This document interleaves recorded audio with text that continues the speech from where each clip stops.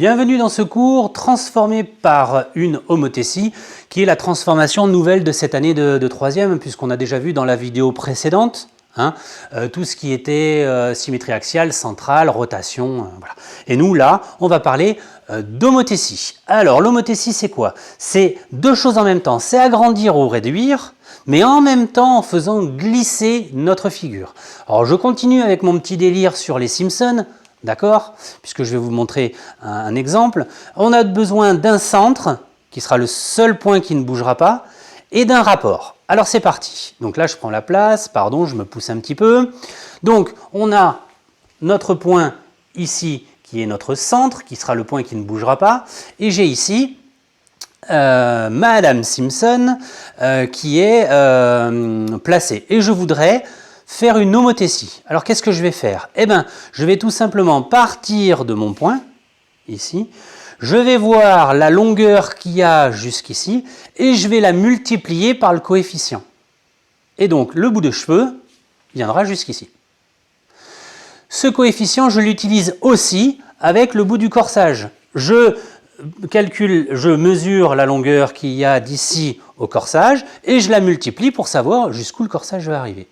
Et puis je continue sur n'importe quel point, je repars d'ici le bout de la chaussure, je multiplie par le coefficient et j'obtiens ici une longueur, la chaussure qui va arriver ici. Et donc du coup, Marge Simpson va donc s'agrandir et venir ici. Donc c'est-à-dire que j'ai réussi à la faire glisser, un petit peu comme de la translation, mais en même temps, je l'ai agrandie. Parce que la translation, vous vous souvenez, ça ne fait pas évoluer la taille de la figure. Voilà.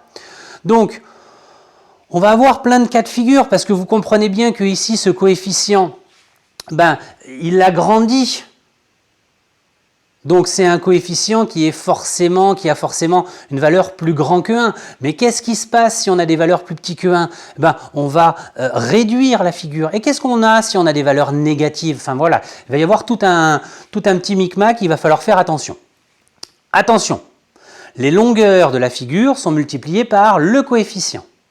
Et les aires sont multipliées par le coefficient au carré. C'est souvent une question, ça, du brevet. Tiens, si je multiplie par un coefficient, les aires, elles sont multipliées par combien? Par le coefficient au carré. Voilà.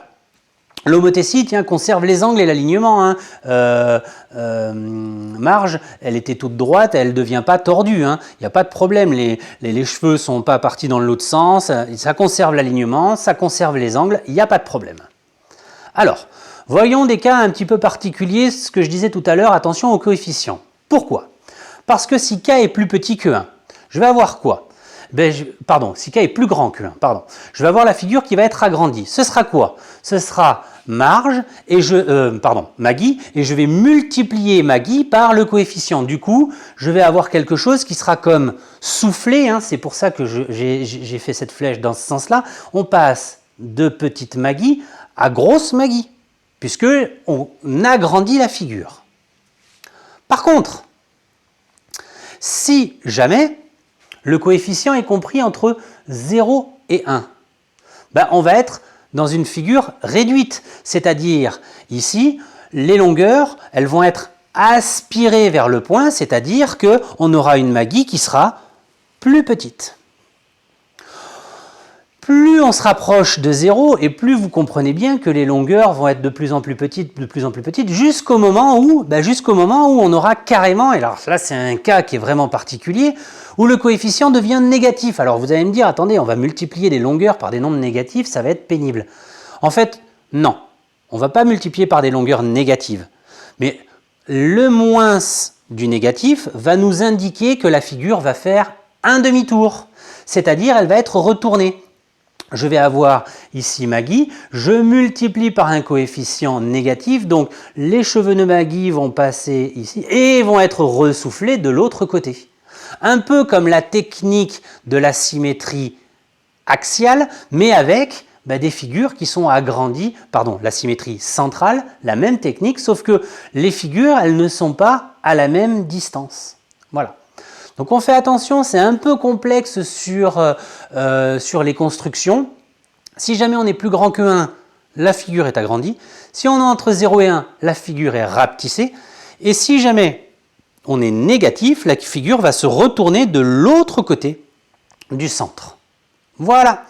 Moi, je vous dis bon courage parce que là-dessus, il y a des choses qui ne sont pas évidentes à faire et il y a des petites démonstrations. Donc, bon courage et à bientôt.